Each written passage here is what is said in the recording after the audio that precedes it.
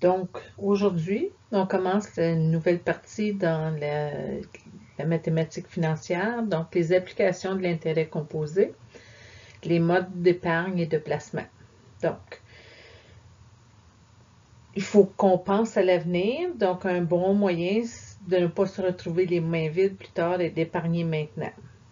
Si on regarde, lorsqu'on parle d'épargne, ça veut dire que ici, c'était un exemple où ce qu'on veut s'acheter une paire de souliers. Donc, on la pratique quand on ne s'achète pas tout de suite les souliers, mais qu'on attend en mettant de l'argent de côté, ok, comme à toutes les semaines ou à chaque paye, pour pouvoir finalement payer comptant, donc avec de l'argent comptant pour payer nos souliers. Ça, c'est de l'épargne. Le placement, c'est ce qu'on fait quand on prête notre argent à quelqu'un pour qu'il puisse acheter des souliers. En fin de compte, c'est que tu fais un placement, c'est que si tu as de l'argent, tu prêtes ton argent pour que des gens puissent faire différentes choses avec. OK? Habituellement, c'est pas des particuliers, c'est que tu ne le passes pas à ton chum. OK? Mais tu vas aller le passer à la banque, puis eux, ils ont différents endroits où ils peuvent passer leur argent. OK? L'argent prêté nous sera remboursé plus tard avec un petit bonus qui est les intérêts.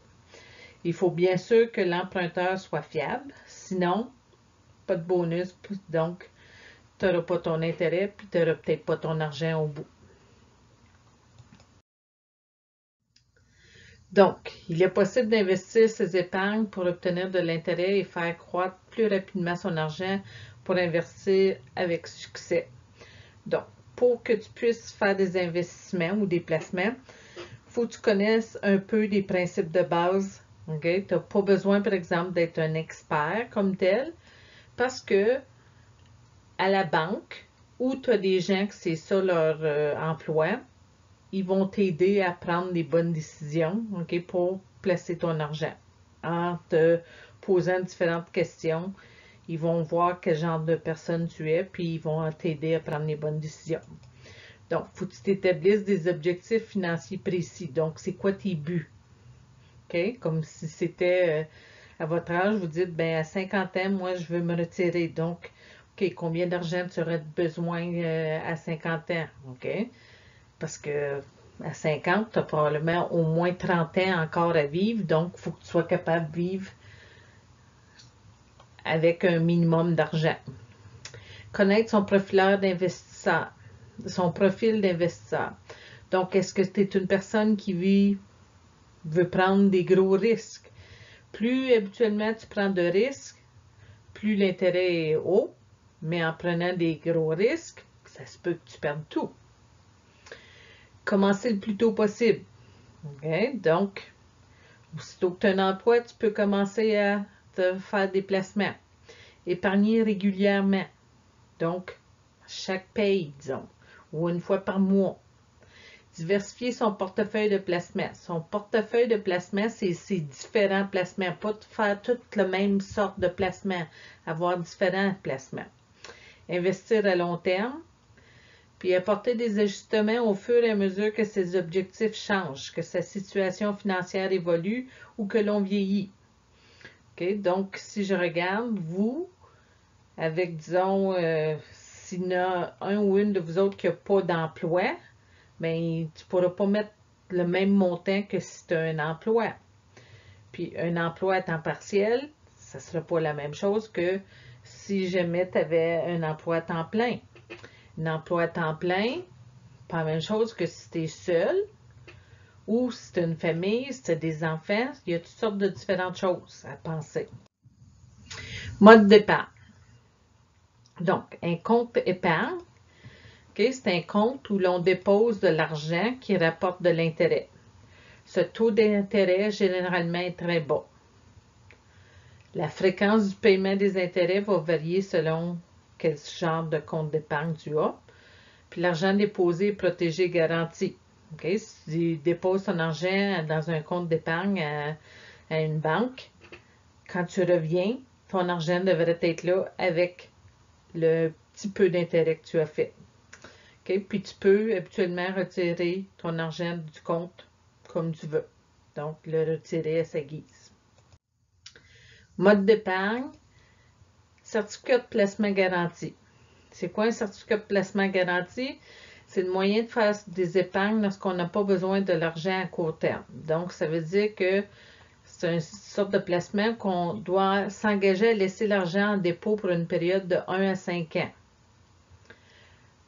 Le taux d'intérêt varie en fonction de la somme déposée et de la durée du dépôt. Donc, combien d'argent tu déposes, puis combien de temps. Ça va faire que le taux d'intérêt va être différent. Le taux d'intérêt ne change pas pendant la durée du placement. Donc, si tu dis que c'est 2 ans, ça va rester tout le même taux d'intérêt pendant les 2 ans. Puis l'argent déposé est protégé et garanti. Donc, à la fin du temps que tu as dit que c'était pour le laisser dans le compte ou dans le certificat, quand tu arrives à la fin, il est encore là. Mode de placement, des actions. Les actions sont des titres représentant une part du capital d'une société. Une société comme une compagnie ou des choses comme ça. Donc, tu achètes une partie de la compagnie. Okay? On peut investir dans des actions à court et à long terme. Donc, pour pas longtemps ou très longtemps. Certains placements dans des actions, comme ceux d'entreprises de services publics, habituellement sont stables alors que d'autres, ceux dans des petites entreprises ils commencent, OK? Eux autres sont extrêmement instables parce que tu ne sais pas comment est-ce que l'entreprise va faire. Donc, l'argent investi n'est pas garanti ni protégé. Mais le pourcentage de profit surpasse souvent celui des autres investissements. Donc, si tu arrives puis tu mets de l'argent dans une petite entreprise qui commence, puis c'est quelque chose qui commence, mais que finalement, ça va très bien, puis ils grossissent, puis ils font de l'argent, puis tout ça, tu vas faire beaucoup d'argent. Mais ton risque était élevé parce que ça se pouvait que ça ne marche pas du tout, là, à faire. Mode de placement, obligations. Lorsqu'on achète des obligations d'épargne, c'est comme si on prêtait de l'argent au gouvernement. Donc, tu prends un montant d'argent, tu prends une obligation d'épargne du Canada, il y a la même chose pour les provinces, puis il y aurait des grosses villes pour les municipalités. Le gouvernement ou la ville emprunte notre argent et nous promet de le rembourser avec un intérêt à une date précise. C'est comme si tu prêtes ton argent pendant, disons, 2 ans au gouvernement, puis après ça, ils te le remettent avec des intérêts, puis ils te la remettent. Ils ne partent pas avec, habituellement.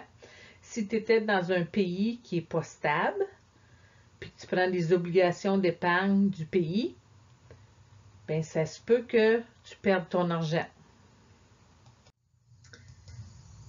Pour les fonds communs de placement, c'est de l'argent investi dans des actions, des obligations ou des titres hypothécaires choisis par des gestionnaires. Donc, un fonds commun, c'est qu'on met tout notre argent en commun, puis il y a quelqu'un qui fait la gestion de ça. Habituellement, c'est que puisque chacun d'entre nous, on a un petit montant, tout mis ensemble, ça fait un gros montant, donc tu as plus de possibilités. La seule chose avec ça, le gestionnaire, il faut le payer. OK? Donc, l'intérêt que tu vas faire va aller une partie pour payer le gestionnaire. Puis, une personne qui investit dans un fonds commun de placement détient une proportion de l'ensemble des titres et reçoit donc une proportion des intérêts. Les avantages des fonds communs de placement sont leur variété de titres. Donc, vu que ensemble, ça fait beaucoup plus d'argent, ils ont plein de différentes choses qu'ils peuvent faire avec. Puis, la personne qui est le gestionnaire, c'est un professionnel habituellement. Donc, ils savent qu'est-ce qu'ils font. L'argent investi n'est pas assuré, la somme d'argent investi n'est pas garantie. Mais la variété permet une certaine stabilité. Quand tu vas à la banque pour mettre d'argent dans un fonds commun de placement, ils vont vérifier avec toi quel genre de risque que tu es prêt à prendre. OK?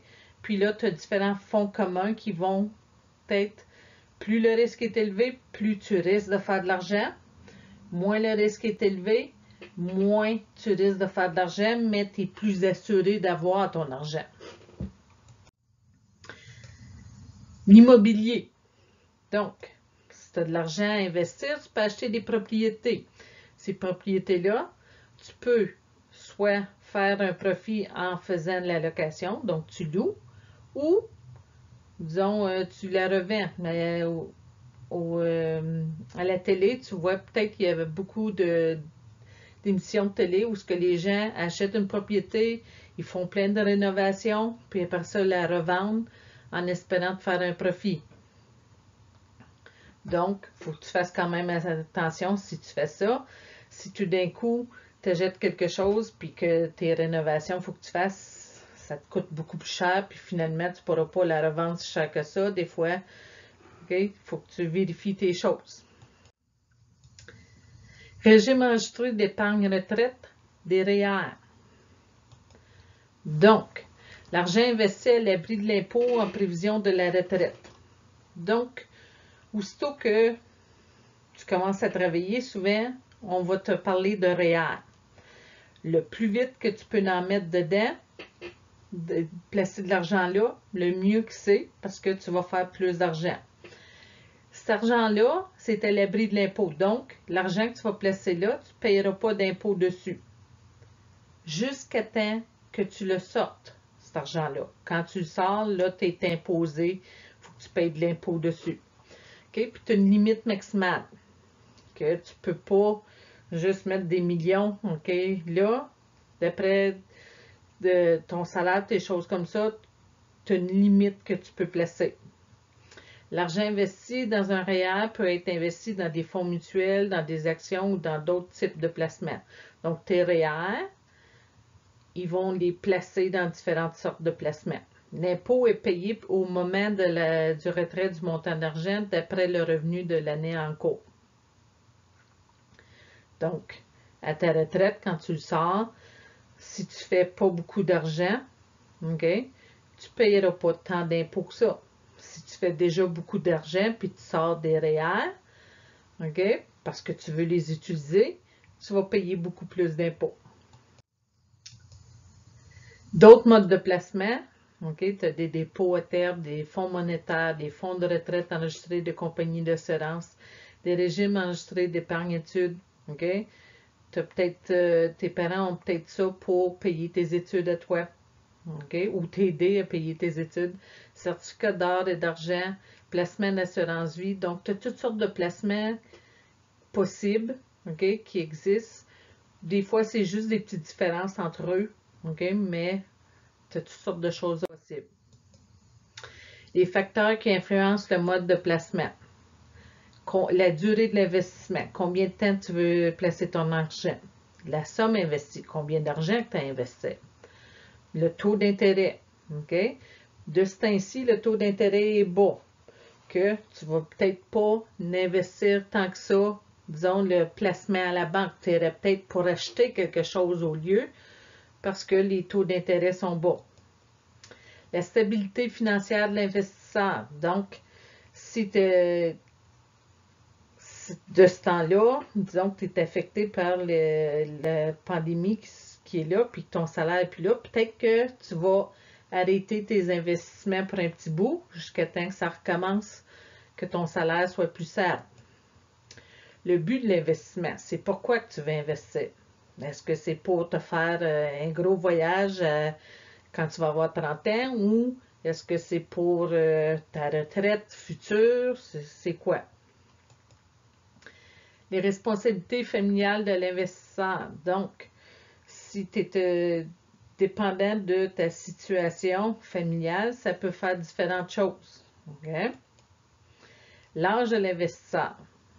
Donc, si tu as 70 puis tu dis que tu veux investir pour ta retraite, ben tu es probablement déjà rendu là. Donc, c'est pas pareil que comme si toi, tu commences à investir, là, on voit que c'est très loin. Donc, tu as différentes possibilités. La tolérance de l'investisseur devant l'incertitude. Donc, comment tu es prêt à prendre des risques. Le style de vie de l'investisseur. Okay? Est-ce que tu es quelqu'un que c'est facile de mettre de l'argent de côté ou pas?